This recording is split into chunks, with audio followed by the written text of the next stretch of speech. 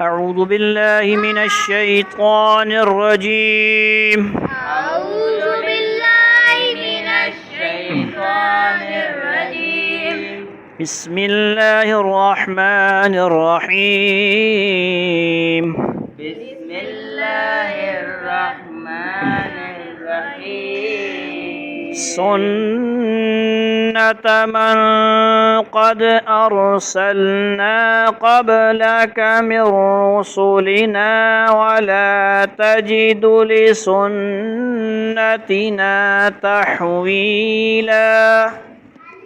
سنة من قد أرسلنا قبلك من رسلنا ولا تجد لسنتنا تحويلا.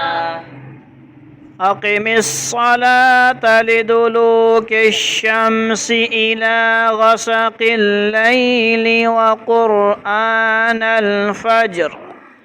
أقم الصلاة لدلوك الشمس إلى غسق الليل وقرآن الفجر. إن قرآن الفجر كان مشهودا. إن قرآن الفجر كان مشهودا. ومن الليل فتهجد به نافلة لك. ومن الليل فتهجد به نافلة لك. तेरे लिए वक़फ़ किया है थोड़ा थोड़ा. عسى أن يبعثك ربك مقاما محمودا. عسى أن يبعثك ربك مقاما محمودا. وقل رب أدخلني مدخل صدق وأخرجني مخرج صدق واجعل لي. وقل رب أدخلني مدخل صدق وأخرجني مخرج صدق واجعل لي من لدنك سلطانا نصيرا. واجعل لي من لدنك سلطانا نصيرا. وقل جاء الحق وزهق الباطل. وقل جاء الحق وزهق الباطل. إن الباطل كان زهوقا. إن الباطل كان زهوقا. وننزل من القرآن ما هو شفاء ورحمة للمؤمنين. وننزل من القرآن ما هو شفاء ورحمة للمؤمنين. ولا يزيد الظالمين إلا خسارا. ولا يزيد الظالمين إلا خسارا. وإذا أنعمنا على الإنسان أعرض ونأى بجانبه. وإذا أنعمنا على الإنسان أعرض ونأى بجانبه. وإذا مسه الشر كان يئوسا. وإذا مسه الشر كان يئوسا. قل كل يعمل على شاكلته كل يعمل على شاكلته فربكم أعلم بمن هو أهدى سبيلا فربكم أعلم بمن هو أهدى سبيلا ويسألونك عن الروح ويسألونك عن الروح قل الروح من أمر ربي وما أوتيتم من العلم إلا قليلا قل الروح من أمر ربي وما أوتيتم من العلم إلا قليلا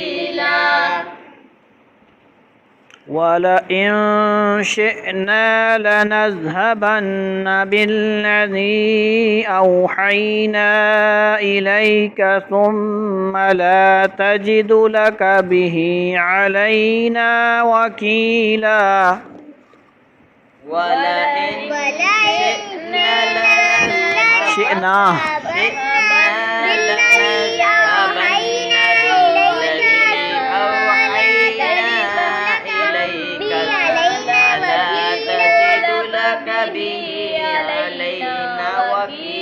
علينا وكيلا إلا رحمة من ربك إن فضله كان عليك كبيرا إلا رحمة من ربك إن فضله كان عليك كبيرا قل لئن اجتمعت الإنس والجن على أن يأتوا بمثل هذا القرآن لا يأتون بمثله قل لئن اجتمعت الإنس والجن على أن يأتوا بمثل هذا القرآن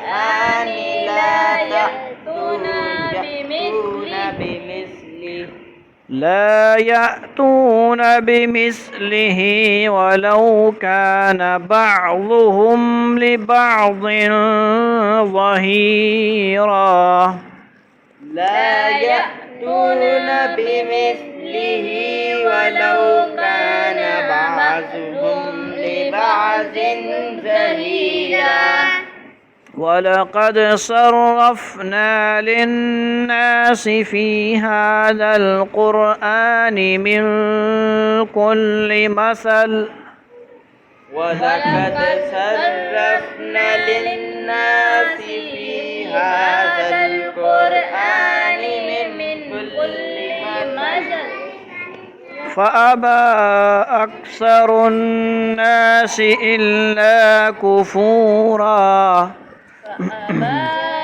فأبى أكثر الناس إلا كفورا وقالوا لن نؤمن لك حتى تفجر لنا من الأرض ينبوعا وقالوا لن نؤمن لك حتى تفجر لنا من الأرض ينبوعا أو تكون لك جنة من نخيل وعنب فتفجر الأنهار خلالها تفجيرا أو تكون لك جنة من نخيل وعنب فتفجر الأنهار خلالها تفجيرا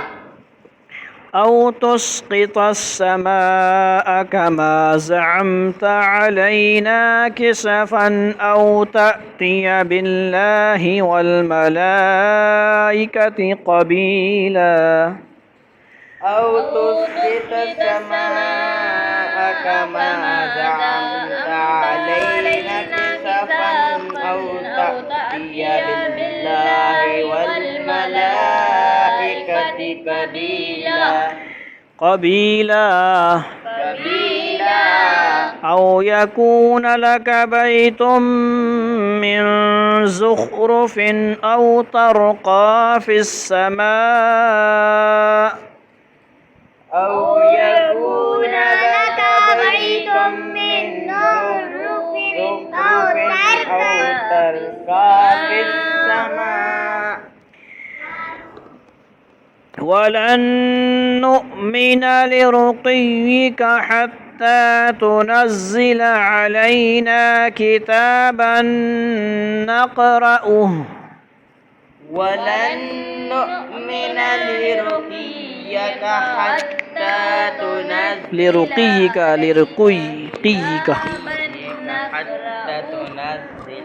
لرقيك کیا یا کے نیچے حتى قل سبحان ربي هل كنت إلا بشرا رسولا قل سبحان ربي هل كنت إلا بشرا رسولا صدق الله العظيم صدق اللہ العظیم۔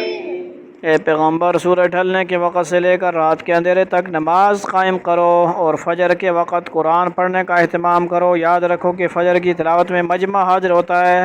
اللہ افسوس آج کر حاضر ہم حاضر نہیں ہوتے۔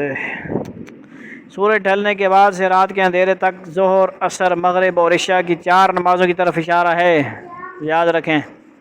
اور فجر کی نماز کا ذکر الگ سے اس لیے فرمایا گیا ہے کہ اس وقت لوگوں کو نماز کے لیے اٹھنا پڑتا ہے، جس میں دوسری نمازوں کے مقابلے میں زیادہ مشقت ہوتی ہے، اس لیے اس کو خاص اہمیت کے ساتھ الگ ذکر فرمایا گیا ہے۔ اکثر مفسرین نے اس کا یہ مطلب بیان فرمایا ہے کہ صبح کی نماز میں جو تلاوت کی جاتی ہے اس میں فرشتوں کا مجمع حاضر ہوتا ہے، سبحان اللہ، لیکن ہم سب سوئے ہوتے ہیں۔ احادیث سے معلوم ہوتا ہے کہ انسانوں کی نگرانی کے لیے جو فرشتے مقرر ہیں وہ باری باری اپنے فرائض انجام دیتے ہیں۔ چنانچہ ایک جماعت فجر کے وقت آتی ہے جو سارے دن اپنے فرائض انجام دیتی ہے، اور دوسری جماعت شام کو عصر کے وقت آتی ہے۔ پہلی جماعت فجر کی نماز میں آ کر شریک ہوتی ہے، اور بعض مفسرین نے اس سے نمازیوں کی حاضری مراد لی ہے، یعنی فجر کی نماز میں چونکہ نمازیوں کو حاضری کا موقع دینے کے لیے اس نماز میں لمبی تلاوت کرنی چاہیے۔ سمجھ آئی؟ وَمِنَ اللَّيْلِ فَتَهَجَّدْ بِهِ نَافِلَةً لَكَ عَسَىٰ أَن يَبْعَثَكَ رَبُّكَ مَقَامًا مَحْمُودًا۔ اور رات کے کچھ حصے میں تہجد پڑھا کرو۔ کیا پڑھا کرو؟ تہجد پڑھا کرو۔ نام آیا ہے تہجد کا بھی، جو تمہارے لیے ایک اضافی عبادت ہے۔ امید ہے کہ تمہارے پروردگار تمہیں مقام محمود تک پہنچائے گا۔ اور اضافی عبادت کا مطلب بعض مفسرین نے یہ بیان فرمایا کہ یہ نماز آن رسول اللہ پر اضافی طور پر فرض تھی، عام مسلمانوں کے لیے فرض نہیں تھی۔ اور بعض مفسرین نے اضافی عبادت کا مطلب یہ لیا ہے کہ وہ دوسرے مسلمانوں کی طرح آن حضرت صلی اللہ علیہ وسلم کے لیے بھی نفلی عبادت ہے۔ مقام محمود کے لفظی معنی قابل تعریف مقام، اور احادیث سے معلوم ہوتا ہے کہ اس سے مراد آن حضرت صلی اللہ علیہ وسلم کا وہ منصب ہے جس کے تحت آپ کو شفاعت کا حق دیا جائے گا۔ سبحان اللہ، جس کی دعا ہم کیا کرتے ہیں؟ اذان کے بعد کرتے ہیں، وہ وَبَعَثُ مَقَامًا مَحْمُودًا الَّذِي وَعَدتَّهُ وَقُلْ رَبِّ ادْخِلْنِي مُدْخَلَ صِدْقٍ وَأَخْرِجْنِي مُخْرَجَ صِدْقٍ وَاجْعَل لِّي مِن لَّدُنكَ سُلْطَانًا نَصِيرًا۔ اور یہ دعا کرو کہ یا رب مجھے جہاں داخل فرما اچھائی کے ساتھ داخل فرما، اور جہاں سے نکال اچھائی کے ساتھ نکال، اور مجھے خاص اپنے پاس سے ایسا اقتدار عطا فرما جس کے ساتھ تیری مدد ہو۔ یہ آیت اس وقت نازل ہوئی تھی جب آن حضرت صلی اللہ علیہ وسلم کو مکہ مکرمہ سے ہجرت کر کے مدینہ منورہ کو اپنا مستقر قرار دینے کا حکم ہوا تھا۔ اس وقت آپ کو یہ دعا مانگنے کی تلقین فرمائی گئی تھی، اور اس میں داخل کرنے سے مدینہ منورہ میں داخل کرنا اور نکالنے سے مکہ مکرمہ سے نکالنا مراد ہے، لیکن الفاظ عام ہے، اس لیے یہ دعا ہر اس موقع پر کی جا سکتی ہے جب کوئی کسی نئی جگہ جانے یا نیا کام شروع کرنے کا ارادہ کر رہا ہو، جیسے آپ نے مکان شفٹ کیا ہے۔ یہ دعا اماں کو بولو، مانگے کون سی؟ ربی ادخلنی مدخل صدق واخرجنی مخرج صدق واجعل لی من لدنک سلطانا نصیرا۔ دعا امی کو بولنی ہے۔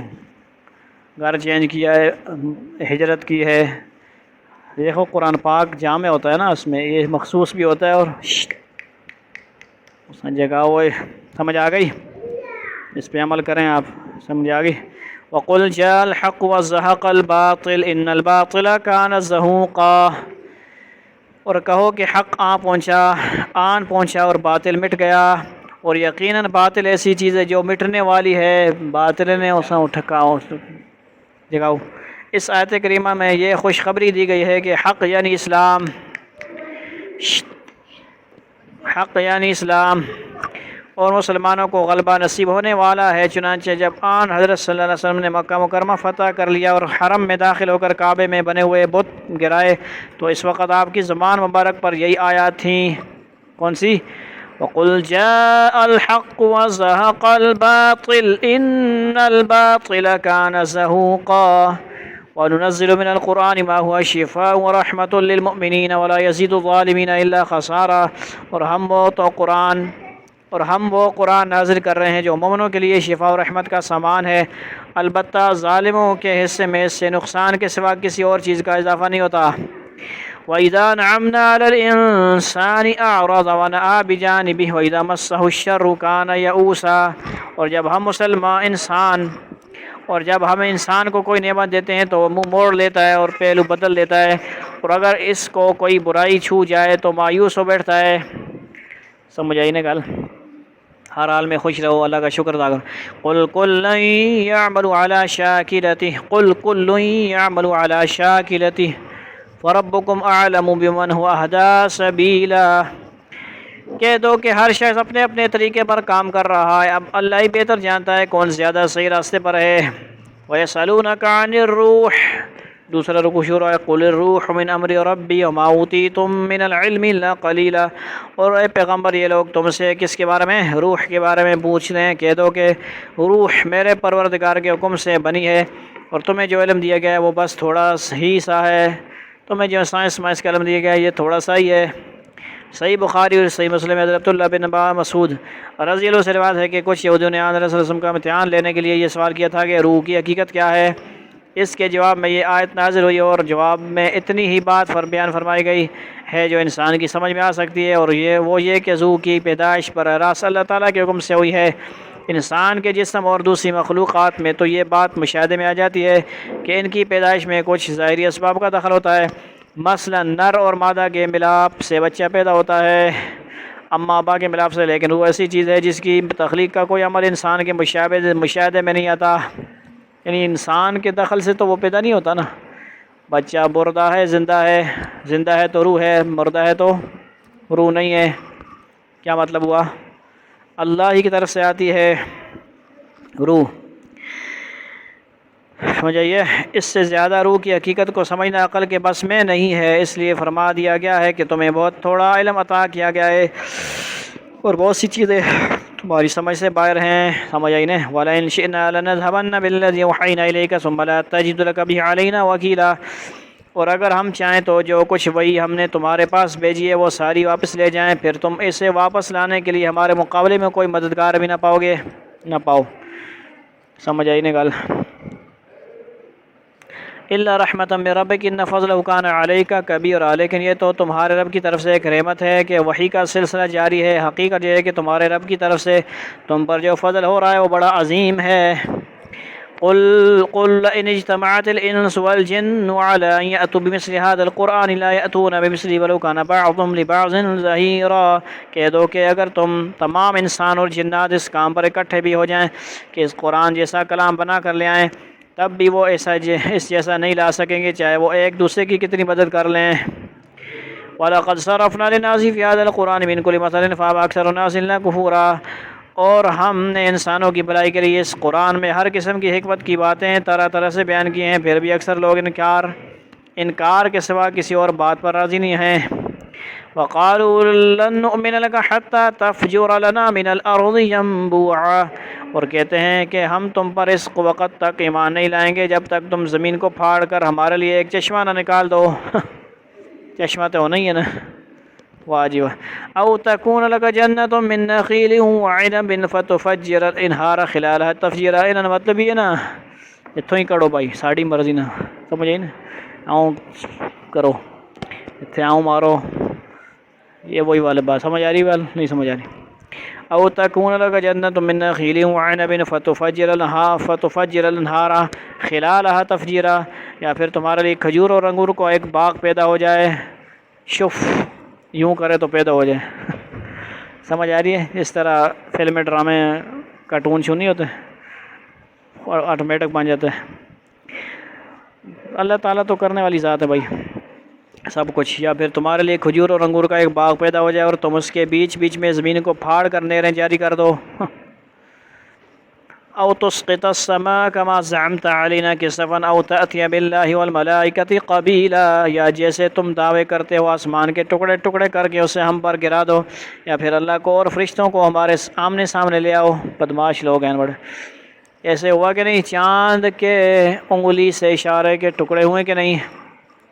اقتربت الساعة وانشق القمر، شق قمر ہوا کہ نہیں؟ سمجھ آئیے؟